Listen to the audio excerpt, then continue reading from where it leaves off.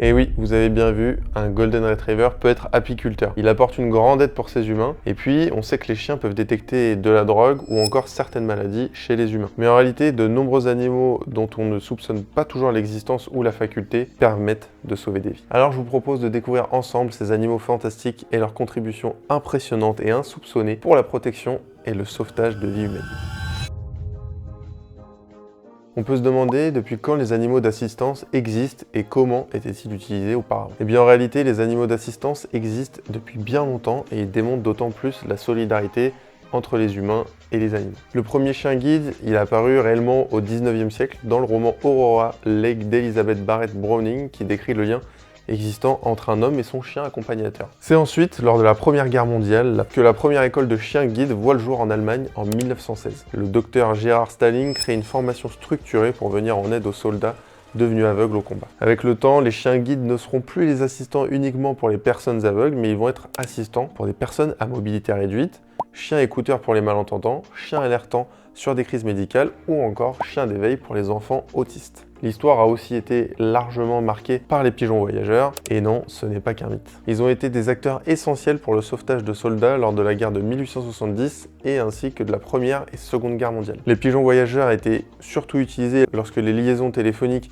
étaient coupées ou bien dangereuses. Les soldats pouvaient ainsi envoyer des messages vers l'arrière des troupes ou vers le commandement. Lors de la Première Guerre mondiale, plus de 30 000 pigeons faisaient partie de l'armée française. Ils permettaient de transmettre des ordres, des appels à l'aide ou encore des demandes de ravitaillement. Il existe même des pigeons légendaires comme le Vaillant, qui est le dernier messager du Fort de Vaux en 1916, qui a apporté le dernier SOS du commandant Raynal et qui a permis l'arrivée des renforts et la survie de l'unité assiégée. Bon, et je vous vois venir, forcément vous vous demandez comment on pouvait lire d'assez longs messages sur un tout petit animal comme le pigeon. Et bien c'est avec la microphotographie à l'époque qu'il était possible de pouvoir lire de longs messages écrits sur des tout petits bouts de papier comme ça. Enfin bref, les pigeons ont été de très braves aides lors des guerres. Ça montre encore une fois que les animaux sont capables de beaucoup et beaucoup pour nous assister. Aujourd'hui, différents animaux sont des aides précieuses pour nous, les humains, dont nous ne sommes pas toujours au courant. Mais alors commençons par ceux dont nous entendons couramment parler, les chiens. Parce que oui, historiquement, le chien, il a toujours été d'une grande assistance pour les humains, et aujourd'hui, son rôle, il ne se cantonne plus à assister les personnes malvoyantes, ils peuvent avoir des rôles très diversifiés. Les chiens, avec leur odorat très développé, sont des animaux d'assistance spécialisés pour reconnaître via l'odeur de la sueur, du souffle ou de la salive les variations dangereuses du taux de sucre dans le sang. Plusieurs études, notamment celle de l'université de Cambridge, ont révélé qu'en cas d'hypoglycémie, des composés volatiles spécifiques se dégagent dans la laine, des signaux que le chien sont capables de détecter avec une grande précision. Ils permettent alors de prévenir en cas d'hypoglycémie ou d'hyperglycémie. Lorsqu'ils sentent une anomalie ou un changement, ils vont pouvoir alerter leur propriétaire, soit par des aboiements ou des léchages, ou encore une posture particulière, ou en apportant un objet comme un kit de glucose ou un téléphone par exemple. Certaines personnes ont des maladies comme les diabétiques insulinodépendants qui peuvent avoir des conséquences très graves, jusqu'à la mort si le cas de crise n'est pas détecté à temps. Les chiens d'assistance permettent alors de vraiment gérer des crises qui peuvent être très graves. Et alors les chiens ne sont pas formatés à certains moments de la journée, mais peuvent aussi réveiller leur maître en pleine nuit, si jamais ils détectaient une alerte forcément en pleine nuit. Les personnes atteintes de diabète ont grâce à leur chien une meilleure autonomie et une meilleure qualité de vie. Vous vous en doutez, tous les chiens ne sont pas automatiquement prêts à reconnaître si quelqu'un est en hypoglycémie par exemple. Les chiens d'assistance sont entraînés au préalable et ils vont faire des exercices pour reconnaître ces odeurs particulières à partir d'échantillons prélevés sur des personnes en hypo ou en hyperglycémie. La particularité sans laquelle ça ne serait pas possible, c'est aussi le pouvoir olfactif des animaux, puisque tout va reposer là-dessus, enfin une énorme partie va reposer là-dessus, puisqu'ils vont être capables de détecter des molécules qui sont en quantité infime dans l'air. Là, j'ai ramené ici un crâne de chien. Alors lui, bon, il est plus de ce monde malheureusement, mais son anatomie nous permet de comprendre un petit peu plus la manière dont il fonctionne. Au niveau de leur cavité nasale, on va avoir, vous pouvez regarder à l'intérieur, vous avez plein de replis. Ça, c'est toutes des surfaces, en fait, des cornets nasaux. C'est incroyable, j'avais jamais vu ça. T'avais jamais vu? Non, ouais. Alors, on n'a pas la même chose, non? Nous, on en a, mais c'est vraiment sur une toute petite portion, alors que eux, ça va être sur toute cette zone-là. Donc en fait, toute cette zone va être riche en cornets nasaux, ça va être des surfaces qui sont très riches en muqueuses, et ces muqueuses-là ont énormément de récepteurs olfactifs. Et on en a à peu près chez le chien 220 millions de récepteurs, chez l'homme on en a 5 à 6 millions. C'est pour ça qu'on sent beaucoup moins. Donc lorsqu'il va y avoir notamment des personnes en situation de handicap, tout à l'heure tu parlais de crise d'épilepsie, c'est très intéressant, il va y avoir une modification de la composition de la sueur un tout petit peu avant les crises d'épilepsie, qui sont détectables par les chiens, alors que nous, on serait incapable de le sentir, et ils vont pouvoir donner l'alerte. C'est génial. Alors il y a aussi des composés qu'on va retrouver dans l'organisme, notamment l'adrénaline ou le cortisol pour les personnes qui vont souffrir d'un trouble anxieux. Et juste avant d'avoir une crise, l'animal va pouvoir adopter des comportements apaisants parce qu'ils vont sentir cette particularité.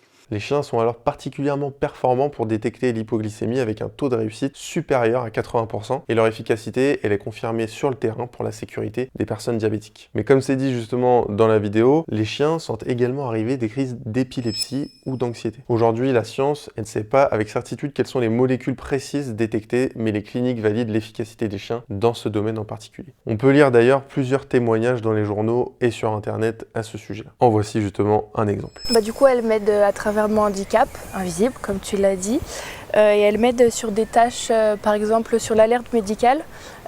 C'est des crises qu'elle va réussir à sentir ou qu'elle réussira bien plus tard à sentir, parce que pour l'instant elle est encore en formation, donc du coup elle n'arrive pas forcément, elle est encore en apprentissage. Elle va également interrompre tout ce qui est gestes qui peuvent être dangereux pour moi. Donc si je vais me gratter par exemple un peu de trop, elle risque d'aboyer, je le fais pas trop parce que ça va la déclencher sinon. Elle peut aboyer, elle peut interrompre tous ces gestes-là. Elle peut faire également, et ce qu'elle fait principalement, c'est du guidage léger, parce qu'avec les difficultés sensorielles, par exemple avec le soleil, la lumière, etc., et tout ce qu'il y a dans le quotidien, ça me fatigue beaucoup. Et un petit peu de mobilité aussi quand on est à la maison, style aller chercher des médicaments ou aller chercher une bouteille d'eau dans le frigo, ou des trucs assez basiques qu'on peut leur apprendre assez jeunes en fait. On l'a dit, les chiens, ils ont un odorat extrêmement développé, permet de sentir des odeurs très précises. Et bien l'odorat des chiens permet d'aider les apiculteurs. Et oui, vous avez bien entendu, c'est un domaine assez particulier. Et alors certains chiens peuvent être formés pour détecter la loque américaine. C'est une maladie bactérienne destructrice qui peut anéantir les populations d'abeilles. Vous commencez à comprendre un petit peu pourquoi ils peuvent aider les apiculteurs. Alors aujourd'hui, on ne sait pas soigner cette maladie, donc la détecter en amont évite des catastrophes pour les apiculteurs. Un post Instagram publié sur le compte de Tricarn a mis en avant justement ces extraordinaires chiens. Alors ces chiens, ils sont à l'origine du sauvetage de milliers d'abeilles, du moins d'une protection d'un potentiel drame. Mais les chiens ne sont pas les seuls animaux à détenir des facultés pour sauver des vies. Alors commençons par un animal dont beaucoup de personnes ont peur, je parle ici des rats. Et oui, certains rats pour nous peuvent être d'une aide très précieuse, notamment les rats géants africains qui sont surnommés les hero rats, ça s'invente pas. Grâce à leur odorat exceptionnel entre autres, leur agilité et leur faible poids, ils sont d'une aide très précieuse pour la détection des mines. Les rats, ils sont entraînés par l'ONG Apopo, ils vont identifier l'odeur de substances explosives qui sont cachées sous terre. Les rats vont alors soit gratter, soit s'arrêter net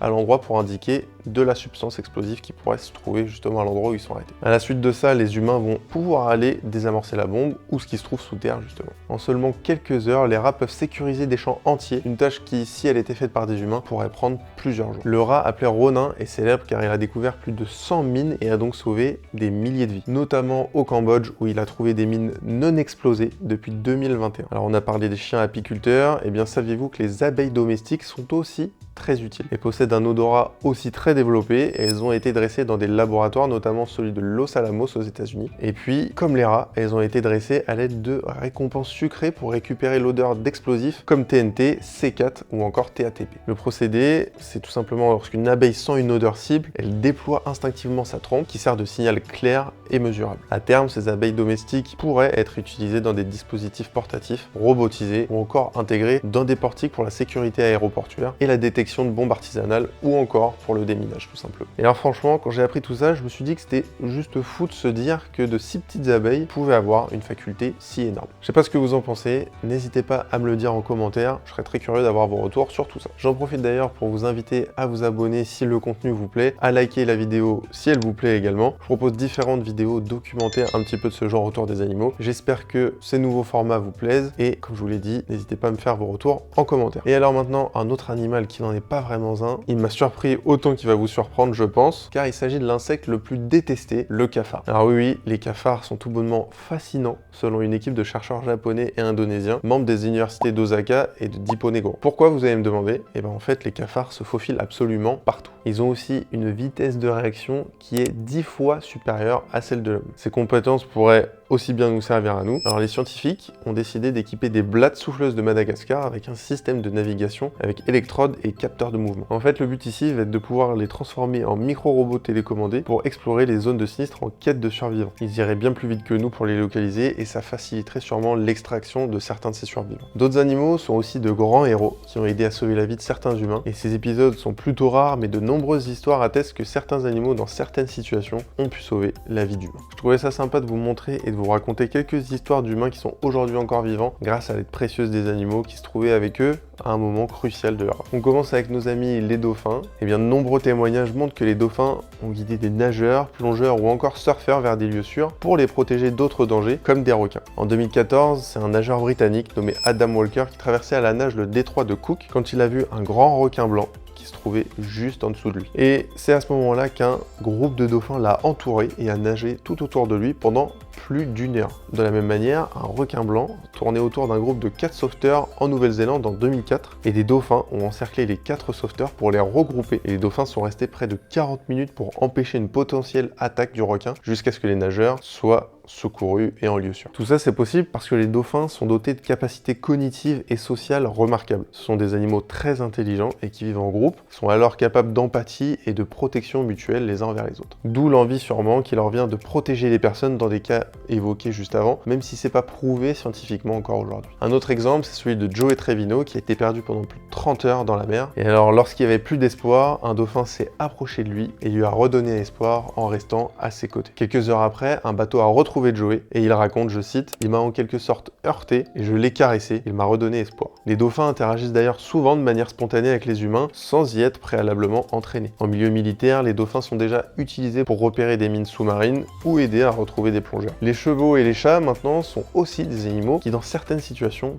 peuvent sauver leurs propriétaires. Les chevaux, par exemple, ont un sens de l'odorat et une vigilance bien plus rapide que les humains. Si jamais ils sentent un danger, alors ils vont s'agiter, faire des mouvements nerveux ou encore tenter de fuir la zone. Ça va indiquer aux personnes présentes que quelque chose ne va pas. Les chats peuvent aussi détecter la fumée et manifester leur peur ou leur stress en allant se cacher par exemple. Du coup, les propriétaires peuvent s'en rendre compte et chercher la cause de la crainte du chat. C'était après dîner. Mon mari est monté se coucher. J'ai nettoyé la cuisinière. Il devait être à peu près 22 h quand je suis allée me coucher à mon tour. Sue a involontairement laissé un brûleur de gaz ouvert. À l'étage, le couple endormi ne sent pas l'odeur du gaz qui s'échappe. Basil, comme tous les chats, a un odorat 30 fois supérieur au nôtre. Pour lui, l'odeur de gaz est très forte. 1h30 plus tard, il est revenu et il a insisté. Il m'a donné des petits coups de patte, comme ça, et un petit coup de griffe. Là, j'ai compris que quelque chose clochait. Basil ne griffe pas vraiment Sue. Il exerce juste assez de pression pour être sûr de la réveiller. Il aurait pu partir par sa chatière et nous laisser, mais il ne l'a pas fait. Un cochon maintenant, prénommé Lulu, a également fait preuve en 1998 d'une stratégie étonnante pour sauver sa maîtresse qui faisait un arrêt cardiaque. Le cochon est passé par la trappe du chien en s'abîmant le ventre pour aller sur une route et faisant s'arrêter un automobiliste. À quelques minutes près, la maîtresse a pu être sauvée. Des centaines de témoignages de la sorte existent aujourd'hui avec des animaux différents, des éléphants, des singes et bien d'autres. Tout ça, ça montre une chose, c'est que l'attachement entre les animaux et les humains est extrêmement fort malgré toutes nos différences. On a vu plusieurs animaux aussi différents les uns que les autres, mais tous avec un trait commun, une aide voulue ou non pour les vies humaines. On ne se rend pas toujours compte de l'aide que peuvent apporter certains animaux et pourtant certains s'avèrent très utiles pour nous. Ils détectent les cancers, préviennent des crises d'épilepsie, guident les aveugles, retrouvent les personnes ensevelies, sauvent des enfants de la noyade. Et alors s'il y a bien une chose à retenir de tout ça, c'est comme eux peuvent prendre soin de nous, nous devons aussi de prendre soin d'eux.